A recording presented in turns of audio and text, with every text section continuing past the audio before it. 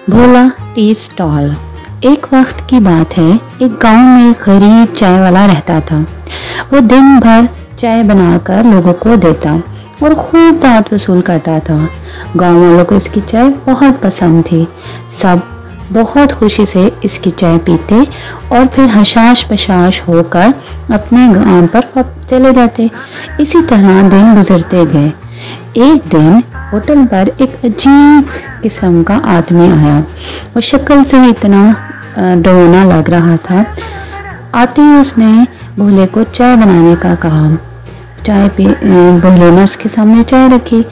चाय पीकर और जैसी चाय खत्म होने वाली थी तो वो उसने कहा, इतनी खराब चाय है यहाँ का। मुझे किस कमबख्त ने कहा था यहाँ की चाय पीने के लिए? मुझे किस कमबख्त ने कहा था यहाँ की चाय पीने के लिए? ये तो मुझका सारा जायका ही खराब हो गया है। ये सुनकर मेरे को बहुत बुरा लगा। उसने कहा, माजरत अगर आपको मेरी चाय बुरी लगी है। वो भोला इतने आराम से उसे बात कर रहा था और वो उसके साथ लड़ाई करने लगा। इसके बाद वो वहाँ से होटल से चला गया। दूसरी तरफ भोला जो है वो फिर अपने काम में मसरूफ हो गया। इसी तरह जब वो होटल से बाहर निकला तो थोड़ा कुछ दूर जाकर उसका पाँव स्लिप हुआ और वो गिर गया, बुरी तरह जख्मी हुआ।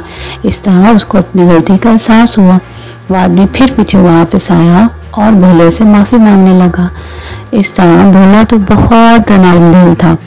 उसको जब आदमी को अपनी गलती का एहसास हुआ तो भोले ने उसको माफ़ कर दिया। नतीजा, हमें कभी भी किसी को अपनी मुफाद की खातिर जलील नहीं करना चाहिए और न ही किसी का दिल दुखाना चाहिए। शुक्रिया।